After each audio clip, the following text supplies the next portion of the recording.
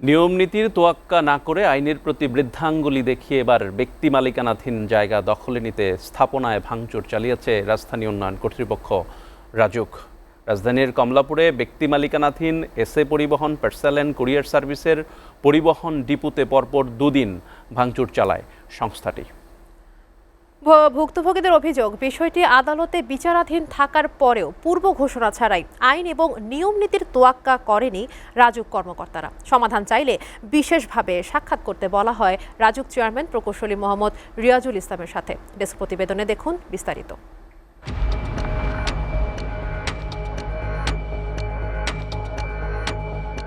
আদালতে বিচারাধীন থাকার পরও অবৈধভাবে বুধবার বিকেল ও বৃহস্পতিবার দুপুরে কমলাপুরে এসএ গ্রুপের অন্যতম প্রতিষ্ঠান এসএ পরিবহনের ডিপোতে বেআইনি প্রবেশ করে দুদফায় ভাঙচুর চালায় রাজুক।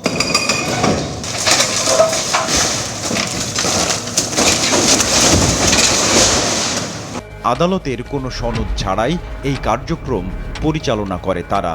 এমনকি ভাঙচুর চালানোর আগে কোনো নোটিশও দেয়া হয়নি স্থাপনা মালিক পক্ষকে, এমনকি সময় দেয়া হয়নি মালামাল সরিয়ে নেয়ারও। গেটমেট বাড়ি মারছে, মারার পরে ওরা ওখান থেকে আমাদের বলতেছে তোমরা নামো। আমার পলিথিন দেওয়া ছিল, দোকানপাট সরাই লাইছি, পলিথিন দেওয়া ছিল, পলিথিনের মধ্যেই হেরা ভেকু বাজায়া ভাঙ্গে ফেলাইছে, মাল সামানো সরানোর সুযোগ দেয়নি। তো ভাই জবরদখল হচ্ছে, গায়ের জোরে ভাঙতেছে। রাজুক তো কোনো কাগজ দেখাইতে পারলো না, ওনারা কিসের বলে আসলো সেটাই বলতে পারলো না। অভিযান চলাকালে কর্মকর্তারা বারবার ইঙ্গিত দেন এই ভাঙচুর ঠেকাতে যোগাযোগ করতে হবে রাজুক চেয়ারম্যানের টেবিলে। যখন মোলকোট করেছিল তখন যায় নাই, যোগাযোগ করে নাই, লিয়াজও করে নাই, এরপর একবার আসছিল তখনও যায় না। যতগুলো ভিকটিম আছে বা যাদের দাগিয়ে পড়েছে, যারা মালিক, তারা চেয়ারম্যান স্যারের সঙ্গে দেখা করছেন। ভাঙচুরে অংশ নেয়া প্রকল্প পরিচালক আবু সাইদ খন্দকার ভাঙচুরের শুরু থেকেই ছিলেন মারমুখী। গণমাধ্যমের ক্যামেরা দেখে ক্ষেপে ওঠেন তিনি।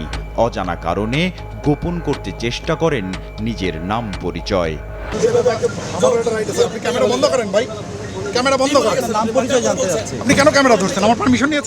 রাজুকের এমন তুঘলকি কাণ্ডে হতবাক এসএ পরিবহন কর্তৃপক্ষ।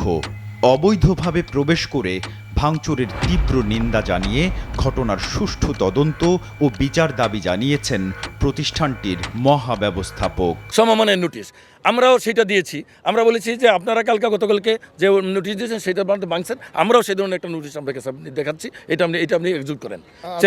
চেম্বার জজে আমরা যে গিয়েছি এবং ওখানে একটা নাম্বার পড়েছে, এই নাম্বারে একটা হিয়ারিং হবে। হিয়ারিং হলে একটা একটা সিদ্ধান্ত আসবে, পজিটিভ না হয় নেগেটিভ, তারপরে আপনারা সিদ্ধান্ত নেবেন। চেম্বার জজ একটা আদালত, উচ্চ আদালত, সেইটার তাকে তারা মূল্যায়ন করে নাই, তাকে তো অবমূল্যায়ন করছে এবং তারা ক্ষমতার অপব্যবহার দিকে করেছে। এটার আমি সুষ্ঠু তদন্ত চাই এবং সুষ্ঠু বিচার চাই। অভিযানটিকে রাজুকের উন্নয়ন সংশ্লিষ্ট উচ্ছেদ হিসেবে পরিচয় করিয়ে নির্বাহী ম্যাজিস্ট্রেট স্বীকার করেন এসএ পরিবহনের পক্ষে ভাঙচুর বন্ধে নানা যুক্তি সম্বলিত আইনি পত্র প্রাপ্তির কথা। একটা আইন শাখা আছে রাজ্যকে, আমরা আইন শাখাতে কিন্তু আমরা এই ডকুমেন্টগুলো যা আপনাকে আমাকে প্রডিউস করছে, সেম জিনিস কিন্তু আমি যেহেতু এটা তথ্য প্রযুক্তির যোগ ইনস্ট্যান্ট কিন্তু আমি পাঠিয়ে দিয়েছি। ব্যক্তি বা প্রতিষ্ঠান মালিকানাধীন স্থাপনায় এমন ঘটনা কোনোভাবেই রাজুক ঘটাতে পারে না বলে মন্তব্য আইনজীবীদের। হঠাৎ করে গতকালকে আসলো, অল অন এ সাডেন এসে তার একটা স্টে নিয়ে গেল। কোন স্টে নিল? যে ইনজাংশনটা আমরা এনজয় করছিলাম, এবং সেটা 24 ঘন্টা না, 12 ঘন্টাও মনে হয় পার হয়নি। তার আগের থেকে একটা প্রস্তুতি দিয়ে বসেছিল যে কোনোভাবে অর্ডারটা পেলেই আমরা একদম ভাঙচুর শুরু করে দেব। এটা একটা অস্বাভাবিকতা। একটা আইনের দেশে এই ধরনের আচরণ খুবই অনাকাঙ্ক্ষিত। অনতিবিলম্বে সংশ্লিষ্ট কর্তৃপক্ষ পুনরায় তদন্তের মাধ্যমে ঘটনাটির সুষ্ঠু বিচার করে ক্ষতিপূরণ দেবে বলে প্রত্যাশা এসএ পরিবহন কর্তৃপক্ষের। SA TV news desk.